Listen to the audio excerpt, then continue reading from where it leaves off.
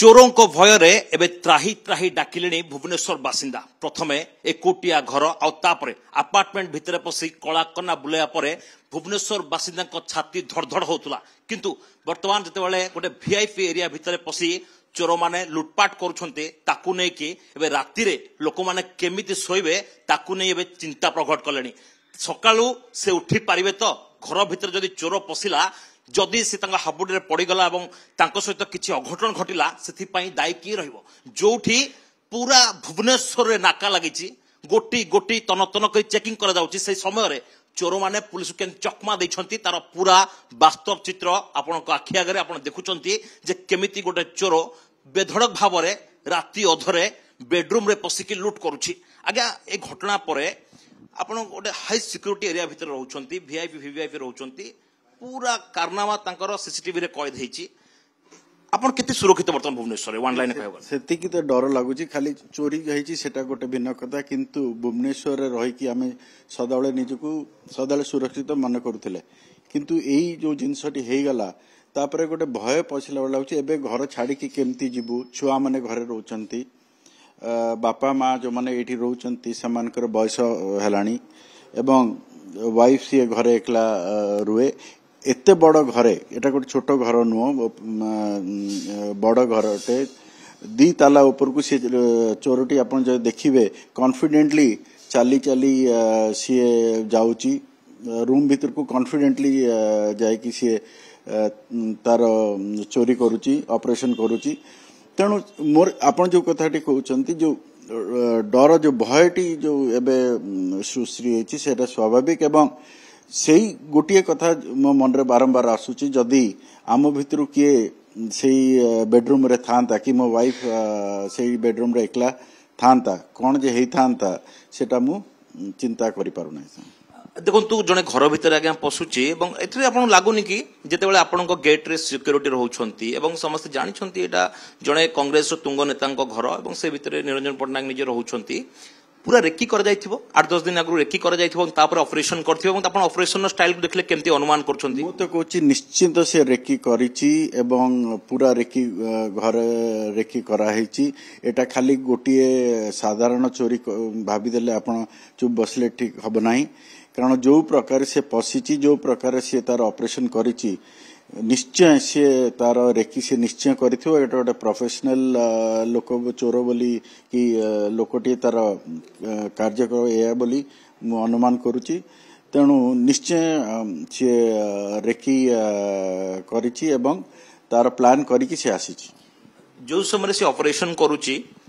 जदि किए घर भितर छोट छुआ होंतु बा कोनोसी वृद्ध लोक होंतु सेमानक सामना रे पड़ जाए आमना सामना हो जाए भाई पारछंती कोन हबो आपण सेही गोटिए सेही कथा मु कहूची सेही गोटिए जिंस भय लागुची कि एई जिंसटी हेई गला परे केमिति आमे भुवनेश्वर रे सुरक्षित फील करिवो केमिति आमे एठी रहिबो मु कहार दोष दबा को चाहूनी पुलिस निश्चय तांको काम करूचंती तांको काम करूथिबे किंतु ता सत्य भी जदि एई भली गोटे जिंस हेई जाउची और एई भलिया एरिया रे एई भलिया हाई सिक्योरिटी घरे सेटा गोटे डर लाଗୁଛି माने लोक मानक एवं चोर डकायत मनरे से भय आ नाही केते कोन जिंस अप्रोक्सीमेटली जाय अराउंड सुना गण 50 लाख पाखा पाखरे सुना गण पड़ी 50 लाख एथिरे आपण भाबुचंती जे केवल कैमरा रे केवल गोटे जिंस कहि देछि कि बाकी सब कैमरा को से मूव कर देथिला एते जणे ऑपरेशन करिछि एते आउ भी सुनतु कैमरा जेपंत से कैमरा देखि नतला से पंत कैप्चर हेछि ऑलमोस्ट 6-7 मिनिट पर से कैमराटी बंद कर देछि तार टाणी देछि ता परे किछि कैमरा रो कैप्चर हे पारिनी कि आमे जेति कि देखुचे सेति होछि 5-7 मिनिट रो कथा से जो सीढ़ी बाटे दे कि से आसीची ऊपर को आसीची एवं को बोटो आसी से पंत आमे जानी पारु ना कारण आमर सामना भी कैमरा लागी पछरे भी कैमरा लागी तेणु से बाटे देखी से माने आसी नांती तेणु रेकी से माने बहुत आगुरु करछन से माने को बाटे देखी को रास्ता देखी भीतर को पसिबे तेणु से माने निश्चय गोटे पड़िसा घरु फर्स्ट फ्लोर को बोधे जंप करिकी आसी जन से कैमरा रे कैप्चर हे पारि नै এই ঘটনা পরে ଆପଣ ଭାବୁଛନ୍ତି କି ମାନେ ଘର ଭିତରେ ବି ଆପଣ ସୁରକ୍ଷିତ ଅଛନ୍ତି? କେମିତି କହିପାରିବେ ସେ କଥା ତ କହିପାରିବାନି ଆଉ ଯଦି ଏଇଭଳିଆ ଗୋଟେ ଜିନିଷ ଭୁବନେଶ୍ୱରରେ ଏବଂ ଆରସି ଭିଲେଜ ନୟାପଲ୍ଲୀରେ ଯଦି ହେଇପାରୁଛି ଆଗରୁ ଆମେ ଶୁଣିଥିଲୁ କି ଆପାର୍ଟମେଣ୍ଟ ଭିତରେ ପଶି ଯାଉଛନ୍ତି ଯୋଉଠି ଛୋଟ ଘରେ ଯୋଉଠି ନିଛାଟେ ଜାଗାରେ ସେମାନେ ପଶୁଥିଲେ এই এরিয়ারে যেটি সবুঠ অধিক পুলিশ পেট্রোলিং বি হুয়ে এবং চেকিং বি বহুত হুয়ে সেই জায়গায় যদি সে পশি পারুচ্ছন্তি তামানে আমি তাঙ্কর সাহস কেতে বুঝিবা দরকার। পুলিশ ইনকোয়ারি আপন সন্তুষ্ট অছন্তি? ସେମାନେ ତାଙ୍କ କାମ କାର୍ଯ୍ୟକ୍ରମ ଆରମ୍ଭ କରିଛନ୍ତି ମୁଁ ସେଇ ବିଷୟରେ କମେଣ୍ଟ କରିବା ଠିକ ହବନି ସେମାନେ ତାଙ୍କ କାମ କରନ୍ତୁ ମୁଁ ଆଶା କରୁଛି ସେମାନେ ଜିନିଷ ମିଳୁ ନ ମିଳୁ କଣ ମିଳୁ ସେଟା ବଡ କଥା ନୁହଁ ଏଇ ଯୋଉମାନେ ଏଇ ସବୁ ଅପରେସନ କରୁଛନ୍ତି ଏଇ ଭଳିଆ ଯୋଉମାନେ ଅପରେଟ କରୁଛନ୍ତି ସେମାନେ କେମିତି ଧରା ପଡନ୍ତୁ ତାକି